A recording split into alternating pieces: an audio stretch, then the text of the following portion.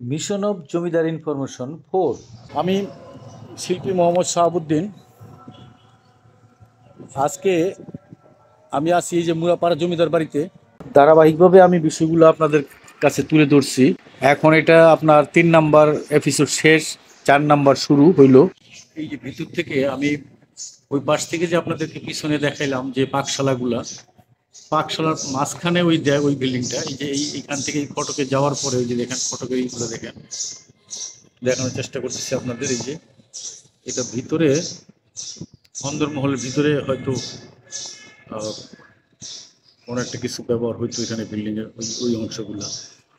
আর এখান থেকে দেখেন এই যে মূল বিল্ডিংটাতে ঢুকলে এই যে এরকম উপরে দেখেন ওই যে আপনার আগে কথাগুলো বলেছি, ইটা দিয়ে, ভিমের উপরে ইটা দিয়ে তারপর ছাদ তৈরি করা হইতো ওই সময়। এই যে এখান থেকে এখন নামার মতো এরকম, তখন হয়তো এই এই জায়গাটা আপনার এরকম নিচা ছিল না, বিল্ডিং গুলো একটু নিচে চলে গেছে এখন। এই তো এই যে এরকম, এই যে বিল্ডিংটা কতটা নিচে গেছে দেখেন। এই স্থাপত্যটা আবার রিপেয়ারিং করার সময় রাস্তাটা উঁচু হয়ে গেছে, দেখেন যে কতটুকু নিচে গেছে বোঝা যাচ্ছে।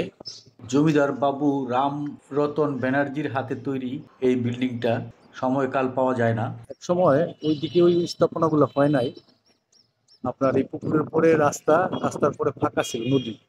এখন ওইখানে ওই চরগুলা দখল হইয়া বিভিন্ন প্রতিষ্ঠান হয়তো দখল করছে।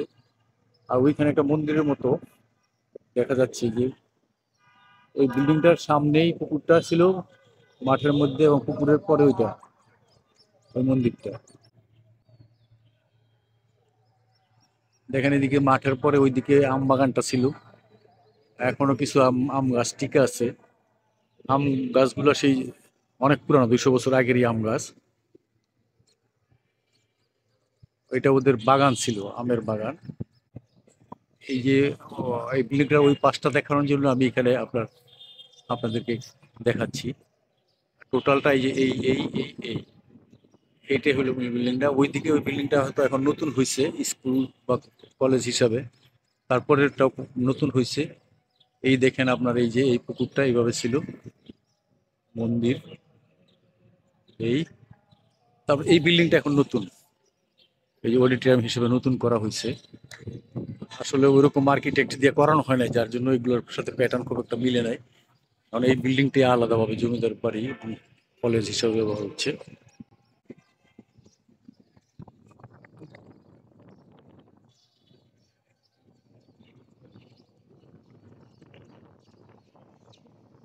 তো সেই আছে এখানে, সেই সময়কার হয়তো করা, পরে রিপেয়ারিং এর সময় আবার করছে নতুন করে। এই যে আপনার পুকুরটা সহ দেখেন ওই বিল্ডিংটা কত সুন্দর লাগে। পুকুরে ঘাটলা ছিল 4টা, ওই যে দেখেন ওইখানে একটা ঘাটলা, এই যে এখানে একটা ঘাটলা, তারপর দেখেন ওই যে ওই পাশে একটা ঘাটলা, এখানে একটা ঘাটলা। পুকুরটার চারিদিক থেকে ঘাটলা ছিল। এই পুকুরটার আপনার এই চারিদিকে থেকে দেখতে বিল্ডিংটারে এক এক দিক থেকে দেখতে এক এক রকম লাগতো। সুন্দরের কমতি নাই, যেদিক থেকে দেখবেন এই ঘাটলা থেকে দেখলেও এরকম সুন্দর, ওই ঘাটলা দেখলে ওই ঘাটলা থেকে দেখতে আরেক রকম সুন্দর। তা আমি একটু দেখানোর চেষ্টা করছি। এই যে এই ঘাটলা ওই ঘাটলা দুইটা দেখলাম, ওই দিক থেকে সামনের দিক থেকে দেখি কেমন লাগে। এই দেখেন পুকুরের পানি সহ আপনার এইখান থেকে দেখতে কেমন লাগছে, খুব সুন্দর অপরূপ। জমিদার সাহেব ওইভাবে নির্মাণ করছিল এই পুকুরটা সহ। উইকিপিডিয়ার তথ্য মতে বাবু রামরতন ব্যানার্জির নাতি 1899 খ্রিস্টাব্দে বিজয়চন্দ্র ব্যানার্জি সৌন্দর্য বর্ধন করেন এবং 2টি পুকুর খনন করেন। তাহলে যা বোঝা যায় যে বাবু রামরতন ব্যানার্জির সময় পুকুর 2টি খনন হয়নি, পরবর্তীতে খনন হয়েছে। বিজয়চন্দ্র ব্যানার্জি 2 পুত্র ছিল। তারা 1909 খ্রিস্টাব্দে জগদীশচন্দ্র ও আশুতোষচন্দ্র ব্যানার্জি দোতলার কাজ সম্পন্ন করেন। তাহলে যেটা আমরা বুঝতে পারি যে প্রথম অবস্থায় এটা একতলায় হয়েছিল ওই পূর্বে, তারপরে তারা দোতলার কাজ সম্পন্ন করে। বাড়িটিতে নাচঘর, আস্তাবল, মন্দির, ভান্ডার, কাচারি ঘর সবই ছিল। ওইদিকে আমের বাগান। এই আম গাছগুলি প্রায় 200 বছরই পুরানো। সময়ে গৃহস্থ ফ্যামিলির ঘামজরা দিনের যে পরিশ্রমের টাকা খাজনা হিসেবে দিতে হতো, তারা তখন ব্রিটিশকে 2 পয়সা পৌঁছাইতো, আর এখান থেকে 2 আনা উঠায় নিত। সেই সমস্ত টাকা দিয়েই এই জমিদার মশাইরা এরকম অট্টালিকা বাড়ি, এত সৌন্দর্য বর্ধনশীল বাড়ি তৈরি করেছে। এটা আমাদেরকে সেই সময়ের কথা মনে করিয়ে দেয়।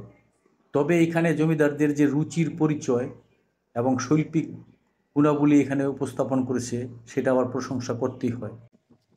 সময়ের আবর্তে এই শৈল্পিক গুণাবলীর কাজগুলা তৎকালীন রাজমিস্ত্রিদের হাতে করা, এগুলা কি আমাদের একটু যত্ন নেওয়া উচিত না? আমি তো তাই আশা করি। আনন্দ নারায়ণ ব্যানার্জি দেখা যাচ্ছে। এটা তাদের বাড়ির আওতার মধ্যেই এখন বর্তমানে একটা গেট, মূল রাস্তার উপরে জেলা পরিষদে যাওয়ার জন্য, ওইটার পাশ দিয়ে এখন পুরানো যে কিছু বাড়ি ছিল তাদের কর্মচারীদের, ওইখানে ব্যানার্জি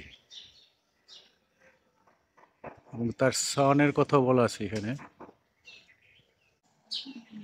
এই স্থাপনাটা তো নেম প্লেট দেখলে ধরেন 100 বছরের উপরে হয়েছে। দেখা যাচ্ছে 1904 সাল। তো ওই হিসাবে আপনার 2024 এখন, প্রায় 120 বছরের হিসাব পাওয়া যাচ্ছে এখানে। তো এটা মনে হয় পরে করা। ওইটার বলা হয়েছে যে 200 বছর বয়স মূল ভবনটার। তো এটা এরা কি স্কুল ছিল তাদের, ওই সময় তারা স্কুল বানাইছিল। ওই স্কুলটা এখন ওইদিকে চলে গেছে। ওইটা দেখতেছি আপনার 1901 সাল লেখা ওই স্কুলটাতে। তো এই স্কুলটাই, এই স্কুলটার বয়সী ওইটা আসলে নতুন ভবন, এই যেটা এখন এই অবস্থায় আছে।